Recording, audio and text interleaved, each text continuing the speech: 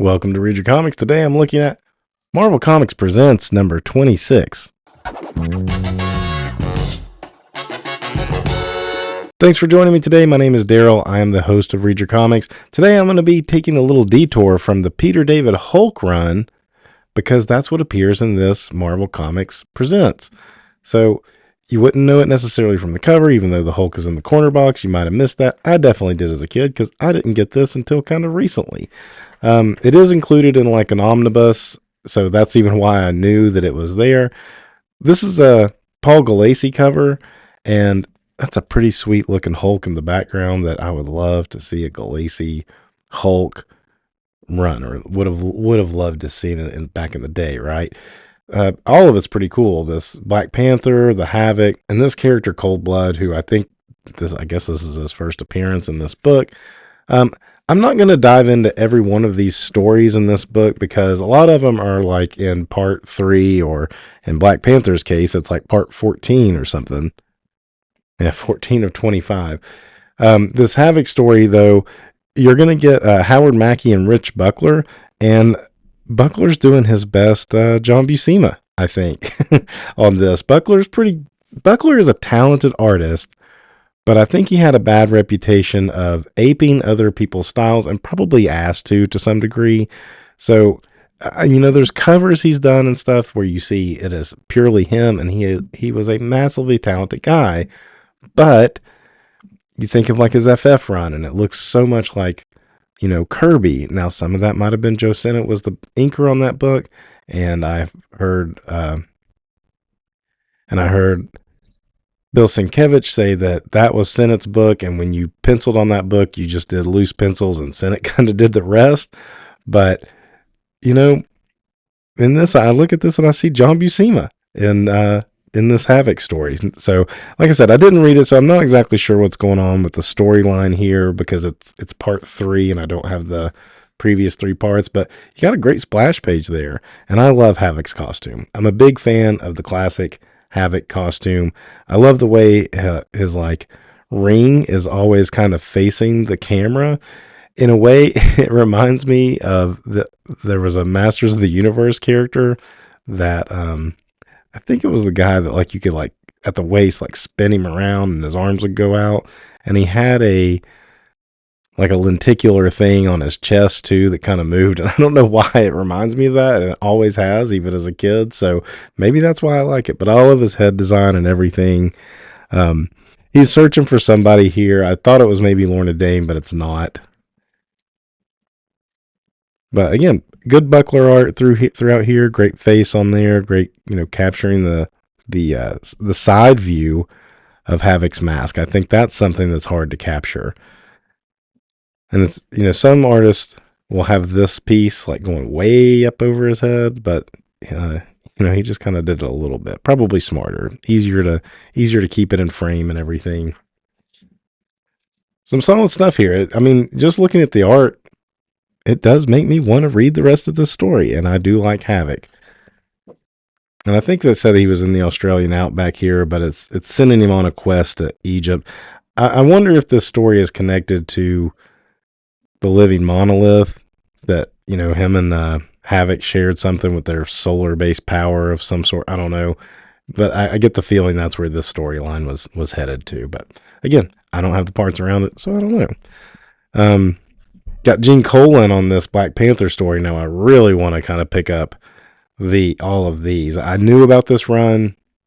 You got Don McGregor, who had returned to Black Panther. He was doing the jungle action stories before Kirby came back to Marvel and relaunched Black Panther as kind of like an adventure book, almost like what we would call an Indiana Jones book today. It predated Indiana Jones, but that's kind of what it was. He was like finding architectural treasures and stuff and sending him on these world traveling adventures. But McGregor had a more complex storyline going with Black Panther, and this Marvel Comics Presents run did pick up, I think, some of the threads from that. And I guess Gene Colan did it all with him, and it looks nice. It looks nice. I love Gene Colan. The organic motion of everything on here, like this guy's floppy hat, the the punch, the swat, this tire for the story title. It's kind of weird, but I mean, you got even water or gasoline sploshing around in it. I guess it's gasoline. Probably just set it on fire and roll it into something. Just great Black Panther. Black Panther is perfect for an artist like Cole. Black Panther, Daredevil, just the way they move. And I always describe Gene Colan's art as very fluid, and everything always seems like it's in motion. And I think Black Panther is perfect for that. The Don McGregor wording, the trope is Claremont was wordy. Don McGregor was very wordy, and I've got a what the issue that I need to cover at some point where they kind of make fun of Black Panther. I think it was a what the. They make fun of Black Panther or Don McGregor's wordiness, and I think it was Don McGregor that wrote it. And it's like it was some linear panels, and it was just Black Panther's face, and the wording kept getting bigger and bigger to the point where Black Panther was like bending down to like try to stay in the panel because of the words. It was pretty funny. Anyway, but I mean, just look at all this on the page. You can tell it's wordy. But this looks nice. I let this jump. Like I said, fluidity all the way through. All the way through. It's a great looking page. Figure work, just top notch for Colan. This is, later in his career in the late 80s. However, he still had it. He'd been working for well over 20 years and still rocked it, I think. And here's the tire from the beginning of the story. Like I said, I didn't really read it, so I don't know exactly what's happening here. Because, I mean, part 14, I'm not going to jump into the middle of that.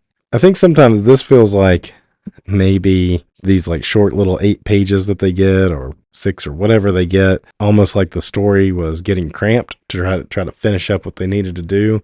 But look at the way that his hands here. It almost looks like he's holding this panel gutter. Like it's kind of getting rushed, and he has to squeeze in just enough to wrap up this chapter. This is the Cold Blood story. This is, I guess, the character's first appearance. Me reading this, I did read this since it was a part 1. This feels like it's not part of the Marvel Universe, but then I looked up the character because I was like, did anything ever come of this character? And he's very much incorporated into the Marvel Universe, as well as even making an appearance in Iron Man 3. I didn't know that. So we'll just take a quick look. It starts out, and this is New York, it says. And there's like a dead dude laying in the street with these like vultures and wolves and stuff in New York. That doesn't feel like the Marvel Universe. That's like a populated New York City, right? And he's having a discussion with his car. He's an amnesiac and trying to figure out what's going on. What I get out of this is kind of a RoboCop type character. He is like an amnesiac cyborg enhanced dude mixed with Knight Rider because he's got a fancy car. And it looks neat. It does look neat, especially late 80s. You've got this cool looking car. You've got your cyborg guy. It's all well drawn by Paul Gulacy. And now it just also seems very cliche at the same time. Like, oh, I've seen this stuff in the movies, and yeah, it's just not. It didn't work for me in this moment. Other than the Gulacy art, I mean this panel is awesome. The stuff with the car, it all looks really, really good. I mean, his costume was kind of meh. I don't know that Gulacy was one of the best costume designers and stuff that I've seen him draw.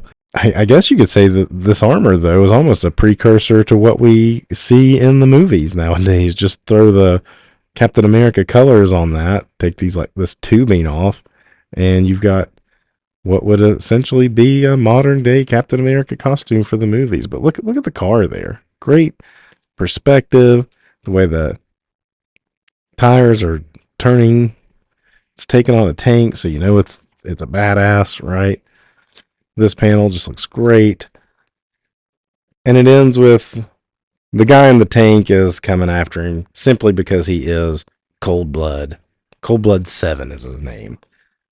And it's continued in at least through, I don't know how many issues it goes through Marvel Comics Presents here, but you know, I guess the character was used a little bit here and there. He shows up in Deathlock and maybe some Shield books and stuff, but I don't really remember much about the character. So this story does not feel like a Marvel Universe story, but maybe they decided to just put him in there anyway. All right, this is really why I'm here for the issue. Splashdown.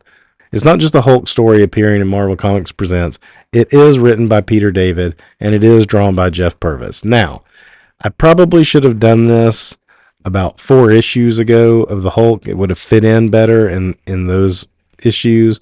I wanted to at least cover it before we move on from the Joe Fixit era, because this very much feels like, almost like this could have been within the first couple issues of Joe Fixit, but cover date wise, it should have fallen kind of in the middle of like what was happening in the Hulk, and I didn't want to break up that story in my video rundown. It's actually a prologue of the Atlantis Attacks story that took place in the annuals of the Marvel Universe. I guess this was about 89. So in that, it's got it in that typical Peter David humorous way of how it's going to tie into that. So the story's called Splashdown for that reason. Kind of an odd opening page, really, to grab your attention, right? You got this old sailor looking guy. He's got a chest full of money, and you see the Joe Fixit outline right there. Pretty good detail on this, though. You got that like hatching. Let's see who inked it. This may be a pure Purvis thing. No, Mike DiCarlo inked it. That hatching is pretty standard for stuff I've seen on the Purvis stuff. So the Hulk is going to collect on a guy who skipped out on the money he owed at Baron Getty's casino. I guess he ran off, and the Hulk went to San Diego to catch up to him. And like he picks up this anchor and bends it. I'm here to collect with interest. And the guy's like, "Oh, I got money here. I knew you were coming, so it's right here. I got 50 grand for you." And the Hulk's like says that's not enough. But he promises that he's good for it because he runs the SeaWorld. It's more or less SeaWorld is what he runs here. It's in San Diego. Unless there's more than one oceanic theme park in San Diego, he's essentially running SeaWorld here. So he takes him through a tour, and I mean, it's a pretty crowded place. And he's like, it's evening, and there's a lot of people here, and I've got some of the best stuff happening. Oh, and the shark is swimming up close to the tank, and the Hulk growls, like, scares the shark off. So there's just some Peter David humor. This is just a quick short story. And as he gives him the tour of the place, they take him to where there's an orca or a killer whale doing a show like they used to do. I don't think they do this kind of stuff much anymore, at least in the US, rightfully so. And it's doing its thing. It's splashing the crowd and stuff. When all of a sudden it starts acting funny and attacks the trainer. And this is pretty gruesome right here. He's saying she's acting funny. Everybody should probably get away. And then jumps out of the water, and there's your Purvis lettering. And I like it here, especially this splash. That's your good Purvis lettering. And of course the people start running saying, "Help, help, do something." And the Hulk is clapping. Clap, clap, clap. Yeah, now this is a show. This is entertainment right here. And the guy's like, "She's not supposed to do that." And the Hulk's like, "No." I think this panel's funny because it almost looks like he's going, "Time out." Time out. But I think it's just like he was still in the middle of a clap, and it just kind of landed funny. Like, anyhow, pity. But there's some kids there in danger, and the Hulk, really, he's a big softy. We see that throughout all the issues. He talks a big game, but when it comes to innocent people getting hurt, he may say he doesn't care, but he always does. So he jumps out to save the kids from the whale. Over here, Flipper, fun's over. And you've got the Hulk versus an orca. When are you going to see that again? You know, The Hulk versus sharks. Maybe I think that was done even later with some like maybe gamma irradiated sharks at some point. But you got the Hulk just taking on an orca. Whomp. So the guy's kind of like, you're going to have to help me here because if this gets out that the whale attacked, I'm going to lose the park. You're never going to get your money, but I do have savings and stuff, and I'll give it to you for your troubles and yada yada. And the Hulk's like, fine. And he turns his back. He says, you go get the money ready. And he says, okay, how do you plan to get it? Oh, where'd he go? And the Hulk is carrying the whale, just jumping off into the ocean. When you see this yellow submarine pop up, and there's these Atlanteans in here, and they're talking about how they were using some kind of device that was making the sea creatures in the area go berserk, and that they were going to use it for when their attack begins. And all of a sudden, do you hear something whistling, like something's falling? And the whale falls on the sub, crane, and sinks it. Your ship is totaled unless you want to follow suit. We're leaving back to Atlantis. And the Hulk's like, wonder what that was all about.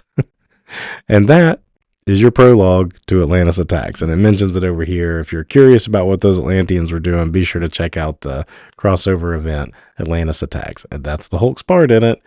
And it's Peter David humor. So that's it for this issue of Marvel Comics Presents as part of the Peter David Hulk run. In general, Marvel Comics Presents is an interesting title. It has some great stories in it. It has some so-so stories in it. But I kind of missed this anthology type of book. I didn't really pick it up very often as a kid because it just I thought the stories were too short personally. But when I go back and look at these now and I see the talent working on them, and it was a good testing ground for young artists, young writers. You put a couple of big names on like some of the stories, and then you let some young guys kind of do tryout stuff on the other things, or try out new characters like this cold blood character. And if it works, cool. You got something new and fresh to have. If it doesn't, not so much. But that's all I got. Until next time, read your comics. Thanks for watching. If you enjoyed my breakdown of this issue, you can support the channel by hitting subscribe. It costs you nothing and helps other comic fans find the channel. You can also visit readyourcomics.com for cool merch, like this. Read Your Comics isn't just a brand, it's a mantra. And when you wear a Read Your Comics shirt, you are helping spread the word. For more classic comics conversation, be sure to follow me on Instagram at read.your.comics. And if you're still here, why not watch one of my older videos? Here or here.